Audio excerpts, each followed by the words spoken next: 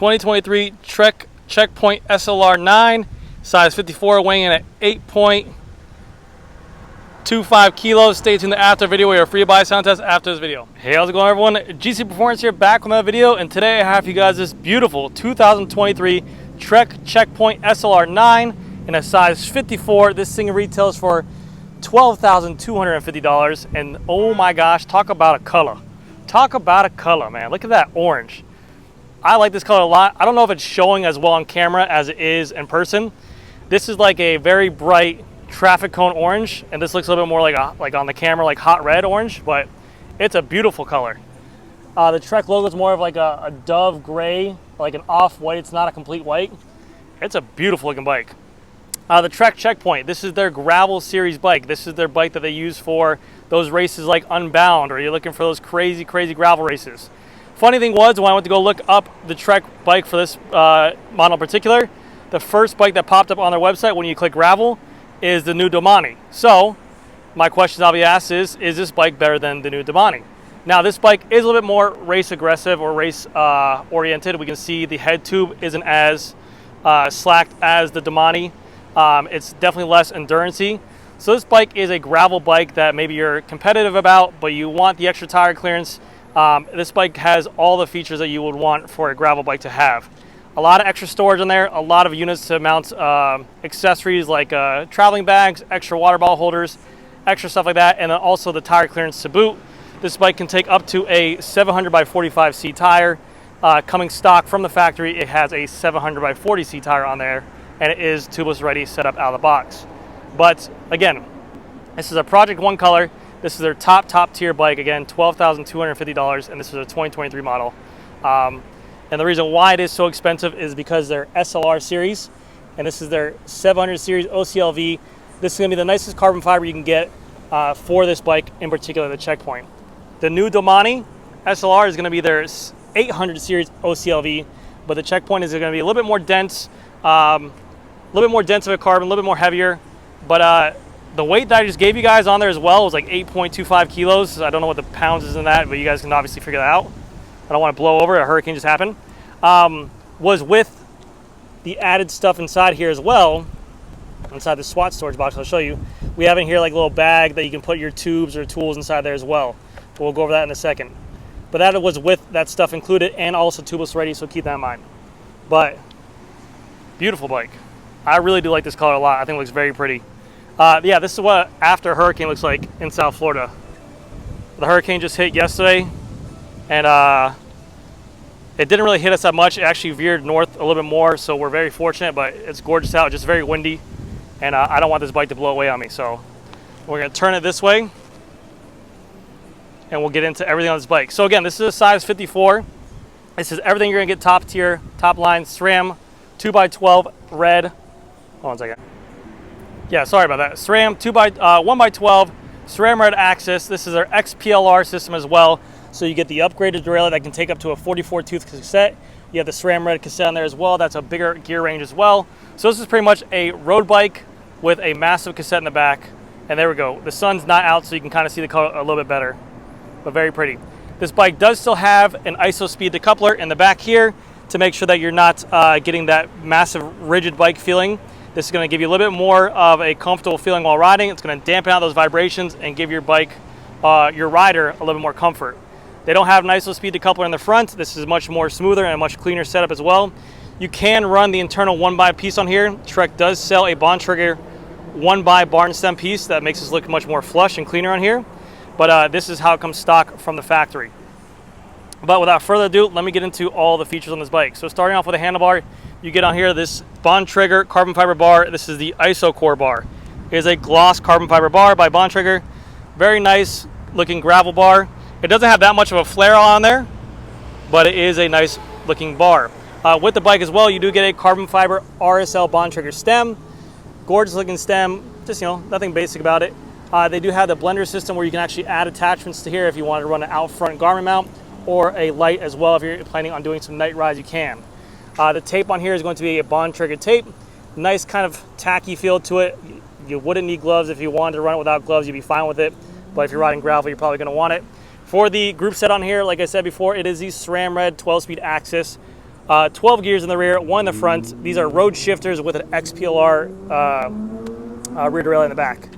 In the front, we can see here the cables, like I said, go in the front, go underneath the stem, and then right into the head tube right here.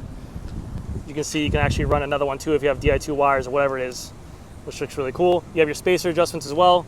We have the Trek Bontrager logo here, and then here's a front fork where we have mounts if you wanted to. I believe you can run fenders on here as well, but if you do run fenders, it takes away from the max tire clearance you can run there.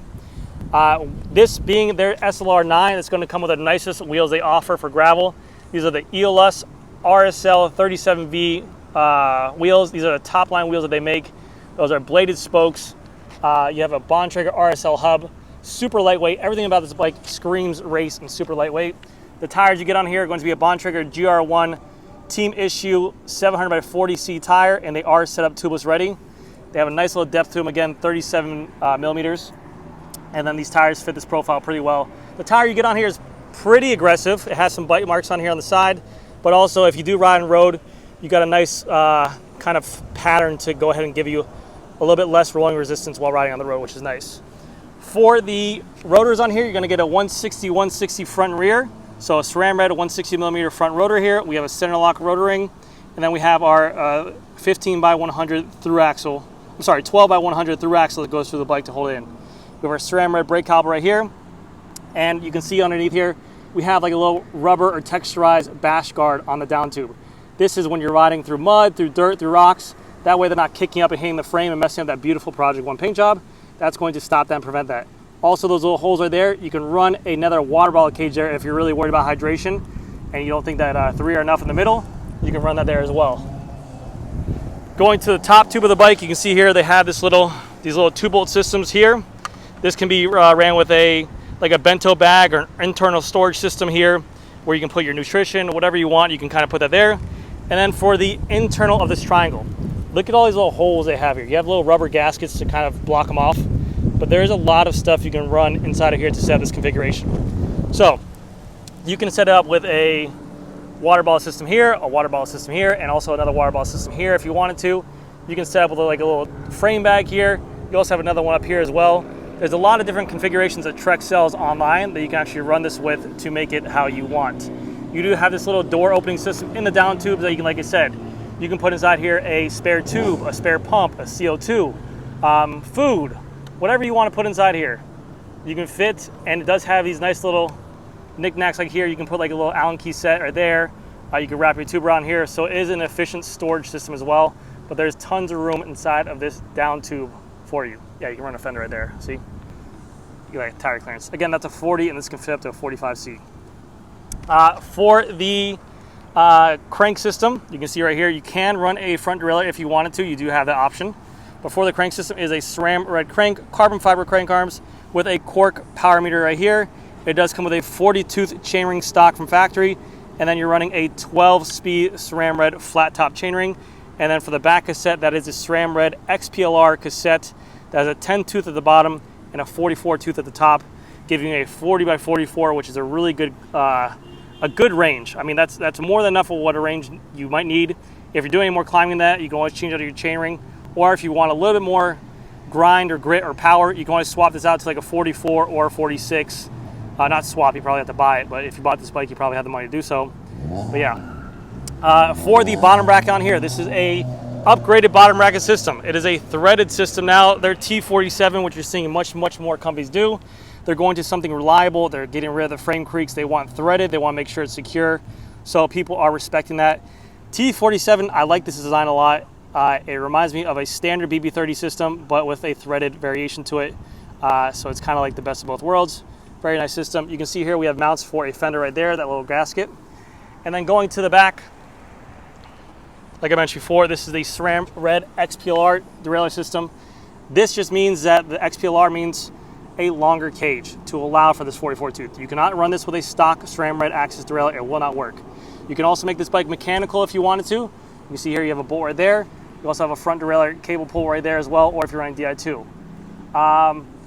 For the rear wheel, it's the same as the front. Again, the GR1 team issue tires, 740C tubeless ready tires.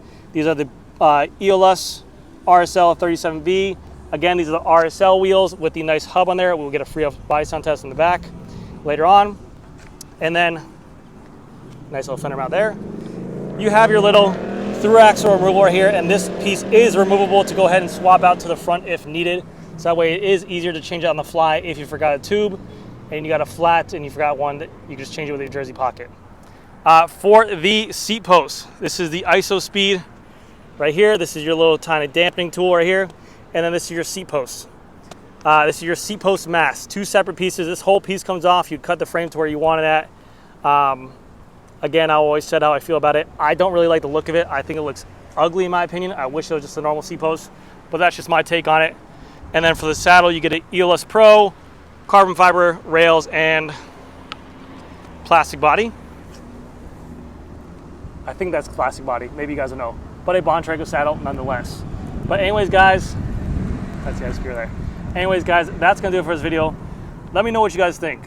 Do you think that the checkpoint is still in the market? Like, do you think it's still needed, or do you think that the new Domane will kind of take over that range?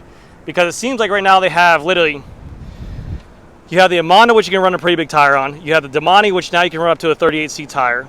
You have the checkpoint, and then you also have the Boone, I think, the Trek Boone, which is like a not a gravel bike, a cross country cross bike. So they have so many options with these wide tires, and now you're seeing so many modern road bikes go to like a 35 or 38C tire.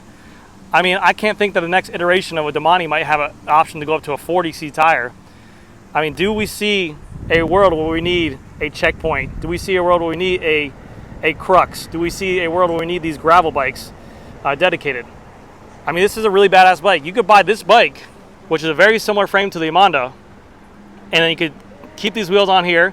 You could buy another pair of wheels, or you could just swap out tires, and this could be an all-around beautiful road bike. This is still a stupid light bike for what it is. So, but let me know what you guys think down in the comment section below. Thank you guys again so much for watching. I'll see you guys in the next. Here comes this free body sound test on this Bontrager RSL 37V. Here we go.